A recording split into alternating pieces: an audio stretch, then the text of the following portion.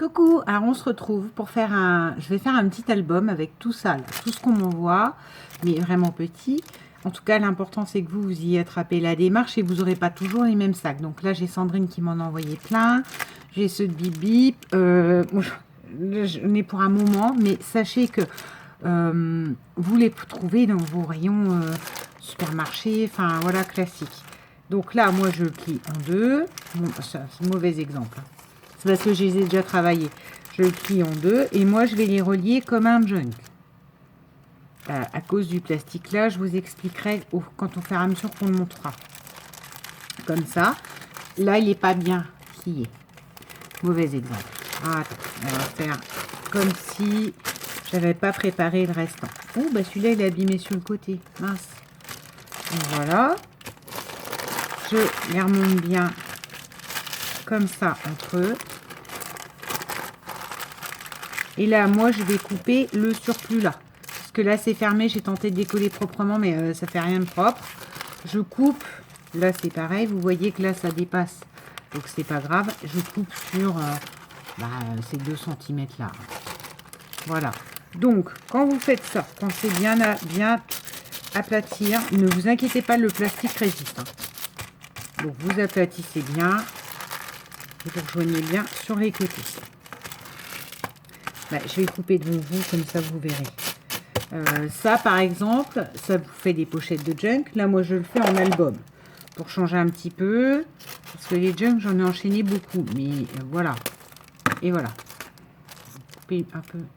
J'allais dire couper mieux, mais non, ça, c'est la rabat du tube. Voilà. Voyez. Donc, ça, ce qui est intéressant de faire quand vous en avez des grandes comme ça, c'est plier en deux. Vous pouvez donc dans un junk le relier, rhabiller là la partie craft, à moins que vous la vouliez comme ça, mais rhabiller là et rhabiller le fond. Ce qui fait que quand vous glissez quelque chose, vous avez la transparence du plastique qui est essentielle. Enfin, qui pour moi fait toute la touche de la chose. Ensuite, donc du coup, vu que c'est plié en deux, moi je fais faire ma reliure classique. Et si vous voulez vraiment les utiliser pour un junk, vu que vous avez ça, vous pouvez aussi recoller là. Ce qu'on fera aussi là dans l'album, recoller là à l'intérieur et ça vous crée une 3e pochette au milieu des 2 pochettes, d'accord. Là c'est pas clair encore une fois montré comme ça, mais j'arrive, j'y viens. Alors ensuite on y va. Voilà ce que ça donne. Donc là j'ai bien coupé le dessus. On est à 15 cm de hauteur. Tout dépend de vos pochettes. Hein. Je rappelle, vous pouvez prendre ces mesures-là, les couper plus courtes si vous voulez, mais 15 cm de hauteur, pardon, et 12 de largeur. Là, j'ai mis 14,5, je sais pas pourquoi. 12 de largeur. D'accord? Non, je vais laisser le plastique autour. J'ai déjà ancré à la vintage autour aussi. Ensuite, ce qui va être intéressant de faire, ça on va y venir après, c'est des tags à l'intérieur. En fait, votre pochette, voilà, elle va vous servir pour vos tags. En fait, je vous explique comme ça pour que vous voyez grossièrement où je m'embarque, parce que sinon, c'est pas flagrant. Et forcément, ça va, j'allais dire, ça va pouvoir rentrer. Voilà, vous voyez. Donc oui, ça dépasse, mais je rappelle que c'est un tag. Donc à mon avis, ça va être un album à tirettes. Et là, vous avez du coup de quoi mettre votre format photo. Et votre photo sera là. Elle apparaîtra là en transparence sur le plastique. Donc ça, vous en mettez dans chaque pochette. C'est là que je vais vous expliquer le truc. Ma page qui est client. Donc moi, j'en ai choisi 2. Hein. Je vais faire qu'avec 2 pochettes, ce qui va faire déjà beaucoup de photos tags. Voilà, donc on est bien d'accord, c'est la grande pochette qui est pliée en 2. Là, vous pouvez donc mettre un tag à l'intérieur, toujours de la pochette, on est d'accord. Vous pouvez en mettre plusieurs, parce que c'est le principe de ces pochettes, le rabat là. Et vu qu'elles ont de l'ampleur, voilà, ça permet de pouvoir en mettre plein. Et là, vous remettez un point de colle comme ça. D'accord, ça c'est collé. Et vous repassez encore une fois un autre tag à l'intérieur de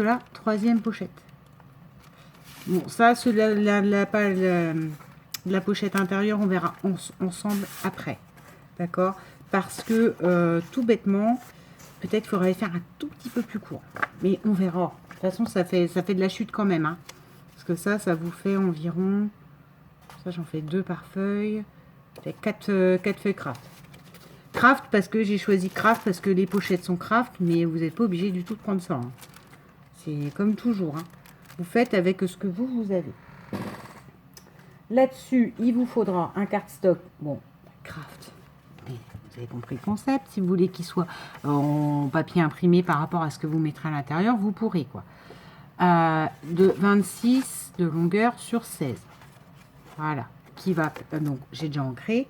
Qui va permettre de faire juste votre point de couture et de piquer les feuillets dans l'album. Enfin, de maintenir comme ça. Ça, c'est, j'allais vous dire, c'est tout simple. C'est pas que c'est tout simple, mais c'est une utilisation facile à faire. Ça, pour le junk, une fois que vous avez compris le principe de cette pochette-là, ces pochettes-là, vous pouvez les réutiliser dans tous les junks que vous voulez. Voilà. On est d'accord. On y va. Maintenant, donc on va prendre les deux. Ce qui m'intéresse, c'est donc ces pochettes-là qui, là, actuellement, je rappelle, font 15 de hauteur sur 12 de largeur pour moi. Donc, je jette mon petit papier. Hein. Je ne vais pas garder ça 20 ans. C'est d'y rentrer un fond. Donc, ce fond fait 14 sur 23. Puisque là, c'est 15 sur... Eh bien, je l'ai jeté comme une débile. Sur 12. Alors, vous allez me dire, mais c'est plus court, ça devrait être sur 24. Oui, mais comme c'est la pochette qu'on va glisser à l'intérieur pour faire un fond à nos enveloppes, c'est plus court. Donc, c'est 14 sur 23. Donc là, moi, j'ai choisi un papier vintage. C'est des grands... C'est des très grands blocs comme ça, action 15 sur 30, genre. Donc, moi, voilà, j'ai fait ça. Et avec les chutes, vous doutez bien que je ferai quelque chose. Je vérifie quand même avant, parce que ça serait bien ma chance que ça ne rentre pas. Vous voyez, ça rentre et ça permet de faire une petite bordure là au-dessus et un petit flottement sur les côtés et de glisser pour coller. Je vous conseille de glisser et de coller sur le pli du dessous de la pochette. Parce que si vous mettez sur le pli du dessus, vous allez tout bloquer. Quoique, ça pourra refaire du coup une pochette derrière, mais bon. Voilà, voilà. Alors, je mets de la colle blanche. Comme ça, vous savez très bien que moi, je ne suis pas la finesse. Hein, j'en mets peut-être plus que nécessaire. J'en mets vraiment quand c'est sur des fonds de tag et tout ça, comme a expliqué Yann, je rappelle. Le minimum, c'est très bien. Ça évite de gondoler tout ça. Là, c'est sur l'intérieur de ce qu'on va faire de nos pochettes. Je rappelle que c'est juste pour rhabiller et donner... Ah ouais. C'est ça le problème, c'est que quand vous mettez la colle, du coup... Voilà. Vous voyez, pour pousser les choses, c'est compliqué. Alors, ça, vous n'allez pas me regarder mettre 15 jours à coller toutes ces pochettes-là. Je ramasse juste la colle. Oh là là, mon coin là, il est rempli de trucs, ma desserte. Quand j'attrape, ça va s'écrouler. Mais pour faire un tuto, je suis obligée de préparer les étapes. Alors, du coup, voilà. Allez, voilà. Donc, je passe, il est où? Le plioir, pour être sûr que la colle blanche, elle aille un petit peu partout. Voilà. Et donc, je vous montre, c'est bien la pochette du dessous. Par rapport au pli là, de la pochette, c'est sur celle du dessous. Et voilà ce que ça donne déjà là. Avec un fond. Donc, je coupe. Là, il y a l'étiquette collante où il y avait écrit banane ou je sais pas quoi. Je mettrai du dissolvant, mais quand j'aurai fini. Et là, je remets, je peux en faire qu'une sur les deux pour que vous voyez. Je remets le même fond, mais ça après, libre à vous de mettre d'autres fonds, Noël, enfin ce que vous voulez. Moi, j'ai choisi que ce soit uniforme quand même, parce qu'après, je trouve que quand c'est trop mélangé, on ne comprend plus, y compris moi. Pourtant, j'ai le cerveau bien compliqué, là, hein, je vous le reconnais. Mais même moi, des fois, du coup, je veux une unité, en fait. Même si je crée avec tout et n'importe quoi, je veux que ce soit uniforme. Donc les fonds des pochettes seront à l'identique. Si vous aimez que ce soit bariolé, n'hésitez pas à y aller. Oh, c'est juste ça. C'est juste hyper facile à passer les choses dedans. Attends, parce que là, c'est pas droit, forcément.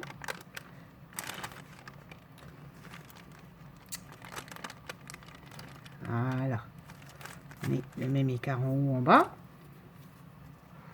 Je vais passer tout de suite ma lingette parce que forcément la colle a bavé. Et voilà. Alors, ça nous donne ceci. Ça a bavé aussi à l'intérieur. Moi, j'ai vraiment beaucoup de chance. Vous voyez, là, donc ça c'est ma pochette. Hein. Juste son pli en deux. Et là, le côté là et le côté là. Qui semblent identiques, on est d'accord. Là-dessus, je reprends mon pli bien au milieu et je passe le plioir. Il va bien falloir marquer le pli. Voilà. Je rappelle que le tag ira à l'intérieur et que là on va rhabiller sur les côtés. Sur l'idée, je fais le deuxième. Je coupe, sinon ça va être une vidéo de 150 minutes. Je fais le deuxième et je reviens vers vous. Voilà. Donc, ça, c'est fait. D'accord? Maintenant, ce qu'on va faire... je ne sais plus. Bon, elle est bonne celle-là. Je m'étais dit... Ouais, mais... Bon, on va déjà le monter. Parce que de toute manière... Ah non! C'est ça que je voulais vous montrer. On va coller, donc on va mettre un point de colle là, entre les deux, pour recréer à l'intérieur de nouveau deux pochettes. Je suis en train de me dire, à part la couverture, je vois plus ce que j'ai à faire. Hop là! Colle. On passe le plioir, c'est le truc magique. On attend. Hein. On lui laisse le temps de prendre. Ce qui est quand même pas ma spécialité. Et l'attente, c'est pas mon truc. Hop! Ah, j'ai un ami ou j'ai un live YouTube ou c'est bizarre. Qu'est-ce donc?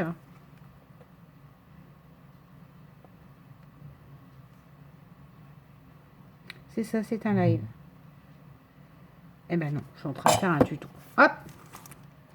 Voilà. On laisse poser. On fait la même de ce côté-ci. On met de la colle entre les pochettes pour recréer une pochette à l'intérieur. On passe le plioir pour bien étaler la colle et que ça prenne bien. Idem de ce côté-ci. Alors là, on ne va pas s'amuser, je vous le dis tout de suite, c'est pour percer les épaisseurs. Là.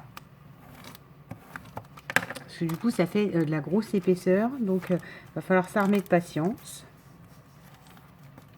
Voilà. Ensuite, on sélectionne. Ce que je fais, ou à moins que je fasse tout de suite, non, je vais tout de suite le coudre et on continuera sur une deuxième vidéo. Enfin, la déco, moi je vais la faire comme ça, hein, libre à chacun de la faire autrement, mais voilà. On continuera un petit peu la déco ensuite. Parce que là, oui, c'est ça que je vais faire. Je vais mettre de la dentelle à l'intérieur, ce qui permettra de voir où est le troisième tag aussi. Enfin, sur l'idée. On prend le 26 par 16. Voilà. Et on fait comme ça, comme ça. On regarde.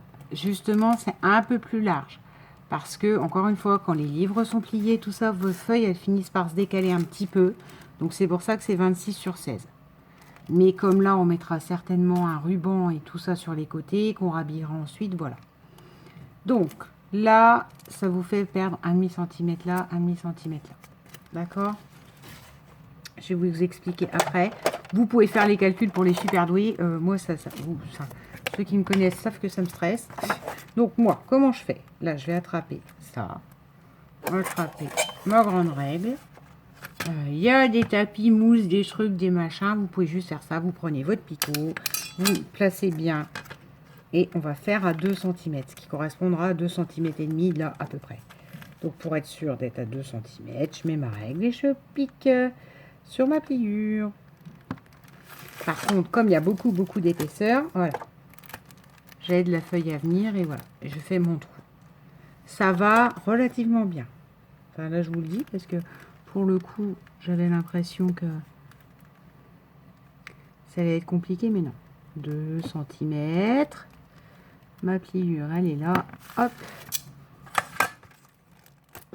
Voilà. Je vais faire le même sur celui-ci. J'ai pas fait les 4 en même temps, justement, pour que ce soit bien fait. Parce que sinon, avec l'épaisseur, j'étais tranquille pour que ce ne soit pas fait correctement. Sinon, vous pouvez aussi mettre les trombones et faire les trous pour être sûr que votre papier. Les trombones servent au fait que vos trous ne bougent pas. Enfin, vos feuilles soient toutes au même endroit. Et comme moi, je veux que ce soit vintage, je vais prendre une Twain crème marron que j'avais déjà sorti. Et voilà. Hop.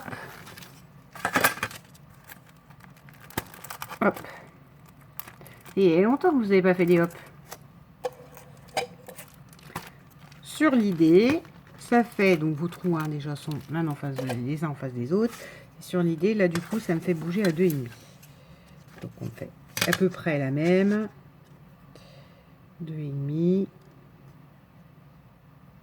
Parce que je vous rappelle, il y a 1 cm de chaque côté en supplément par rapport à la mesure des pochettes. Voilà, donc là, il n'y a pas besoin de passer à travers comme un malade. Et voilà. Très bien.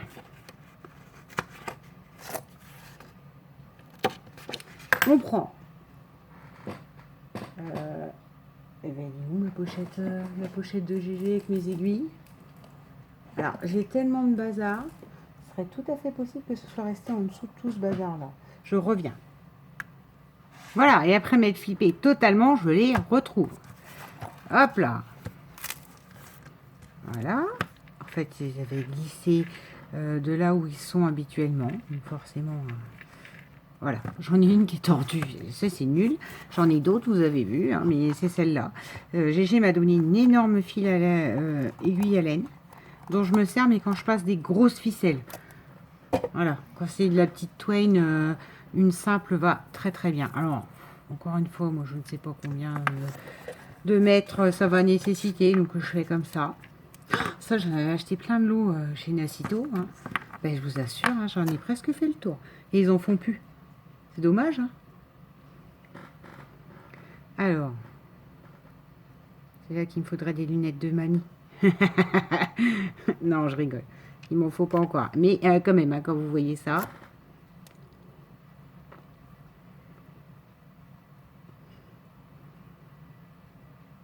Le problème de la Twain, hein, c'est ce que je vous ai déjà dit, c'est qu'elle se dédouble si vous l'enfilez mal. Donc là, elle a décidé qu'elle allait m'enquiquiner. Elle s'est dédoublée une fois. Voire limite, du coup, il faudra que je la coupe et que... Tant pis. Voilà, bon. On va prendre l'autre côté.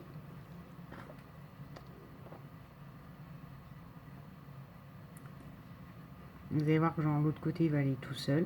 Ah bah non. Il s'est pulvérisé aussi. C'est génial. Oh là là là là là là là.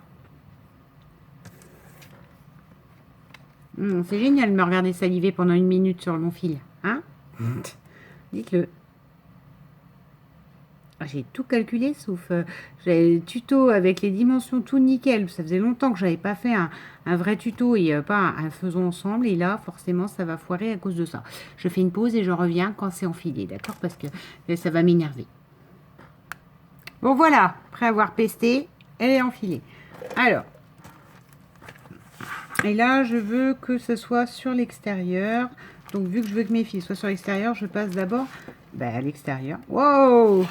Explication, hein? Ou du, hein? Alors, je la passe bien. Là, je la passe bien aussi.